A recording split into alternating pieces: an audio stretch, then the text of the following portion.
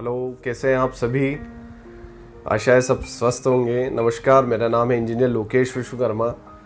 अगर आप इस चैनल पर नए हैं तो प्लीज़ सब्सक्राइब कीजिए, क्योंकि यहाँ आपको प्रॉपर्टी से संबंधित सिविल इंजीनियरिंग से रिलेटेड और कंस्ट्रक्शन से रिलेटेड सारे वीडियोस मिलेंगे। ये एक सीरीज चल रही है जिसमें हम लोगों ने प्रॉपर्टीज़ में यूज़ होने वाले डॉक्यूमेंट्स के बारे में सारी डिटेल दी है। कहाँ यूज़ करना है, कैसे बनाना है, कहाँ कहाँ और किस वक्त ये डॉक्यूमेंट्स आपको फ़ायदा देंगे या नुकसान पहुंचाएंगे। तो आप सब्सक्राइब कीजिए। पहला वीडियो था हमारा सेल डीड या टाइटल डीड के बारे में। अगर आपने नहीं देखा है तो लिंक में आपको डिस्क्रिप्शन में लिंक आपको मिल जाएगा और उसको रिवाइज करके आप इस वीडियो को देख सकते हैं। तो ये वीडियो है पावर ऑफ अटॉर्नी पर कि पावर ऑफ अटॉर्नी क्या होता है, कैसे बनता है, कहाँ यूज़ होता है, इसके बेनिफिट्स क्या हैं और इसके नुकसान क्या हैं। ठीक है, तो सबसे पहले हम एक जनरल यानी ओवरव्यू इसका देखेंगे। पावर ऑफ अटॉर्नी सिर्फ प्रॉपर्टी में ही यूज़ नहीं होता, आप जनरल भी इसको यूज़ कर सकते हैं। कैसे, वो डेफिनेशन से आपको क्लियर होगा। पावर ऑफ अटॉर्नी कोई व्यक्ति किसी दूसरे व्यक्ति को खुद की जगह अगर कोई अधिकार देता है, किन केसेस में, उसकी प्रॉपर्टी में, व्यवसाय में, उसके कामकाज में या लेन देन में, तो उस व्यक्ति को बोला जाता है पावर ऑफ अटॉर्नी। अब हम सिर्फ बात करेंगे प्रॉपर्टी के बारे में कि प्रॉपर्टी में पावर ऑफ अटॉर्नी क्या होता है, कैसे यूज होता है।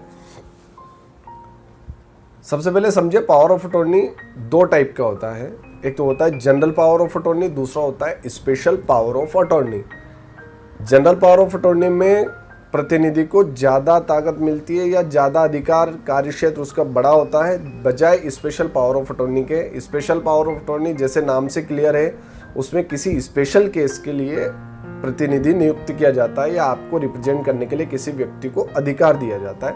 वो काम फिनिश होने के बाद उससे वो अधिकार ले लिया जाता है या अधिकार समाप्त हो जाता है। अब ये बनता कैसे वो समझिए।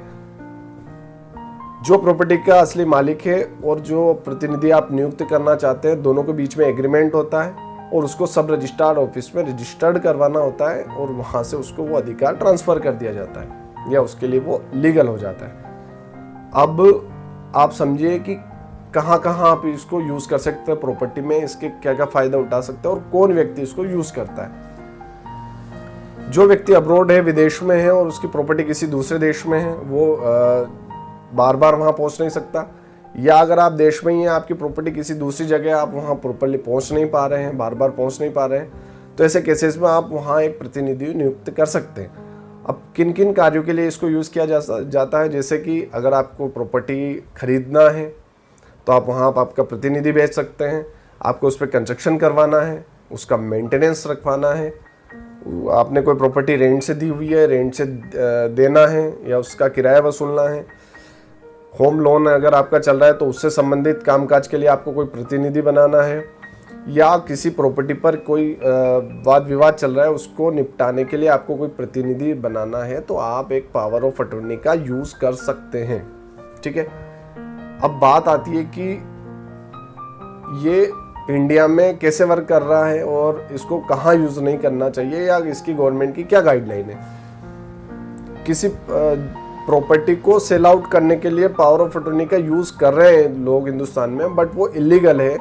इससे आपको मालिकाना हक ट्रांसफ़र नहीं होता है या मालिकाना हक नहीं मिलता है, बट कुछ समय के लिए या एक टाइम पीरियड के लिए आप उसको अधिकार दे सकते हैं। तो हिंदुस्तान में प्रॉपर्टी को बेचना इस पावर ऑफ अटॉर्नी के जरिए बहुत आम बात है, बट ये इलीगल प्रोसेस है। किसी प्रॉपर्टी को अगर आप लीगल तौर पर खरीद रहे हैं या बेच रहे हैं तो कानूनी प्रक्रियाओं से आपको गुजरना पड़ेगा। डिफरेंट टाइप के टैक्सेस आपको देने पड़ेंगे, कुछ राजस्व जमा करना पड़ेगा। तो इन सबसे बचने के लिए लोग पावर ऑफ अटॉर्नी के जरिए मालिकाना हक प्रदान करने की कोशिश करते हैं, जो बहुत आम बात है। ठीक है, बट इसके नुकसान क्या है वो मैं आपको समझा देता हूँ कि पावर ऑफ अटॉर्नी से आपको उस प्रॉपर्टी का कब्जा मिल जाता है, बट अगर आप उस पर लोन लेना चाहते हैं तो बैंक आपको लोन नहीं देगी, आपको उसका मालिकाना हक नहीं मिलेगा। जब उसके असली मालिक की डेथ हो जाती है तब उसका या पावर ऑफ अटॉर्नी की जो डील है वो एंड हो जाती है, ख़त्म हो जाती है। फिर उस केसेस में आप क्या करेंगे सोचिए। तो कोई प्रॉपर्टी अगर आप खरीद रहे हैं तो पहले देखिए कि आप किस डॉक्यूमेंट के जरिए खरीद रहे हैं या आपको कहीं इस बाद में फंसाया तो नहीं जा रहा है कि आप पावर ऑफ अटॉर्नी से लीजिए, आपको ये लाइफ टाइम के लिए मिल रही है। सन 2011 में सुप्रीम कोर्ट ने एक आदेश दिया था कि जो म्यूनिसिपल्स पार्टीज है वो पावर ऑफ अटॉर्नी के जरिए प्रॉपर्टी को रजिस्टर्ड ना करें, बट अगर स्पेशल केसेस में जैसे कोई मालिक ही प्रॉपर्टी को पावर ऑफ अटॉर्नी के जरिए सेल आउट करना चाहता है तो वो केस अलग मैटर है, बट ये इलीगल प्रोसेस है। ठीक है, अब आपको देखना चाहिए कोई प्रॉपर्टी आप खरीद रहे हैं तो उसकी कुछ टाइम लिमिट है क्या, कोई लीज है क्या। आपको बहुत सी बार क्या होता है कि कोई प्रॉपर्टी की लीज होती है, लिमिटेशन होती है कि 50 साल के लिए प्रॉपर्टी आपको पावर ऑफ अटॉर्नी के जरिए दी जा रही है, बट उस केसेस में लोग क्या करते हैं, उसको सेल आउट करते हैं। बट वो लीज खत्म होने के बाद उस प्रॉपर्टी का क्या होगा, ये सारी चीज़ आपको समझना ज़रूरी है।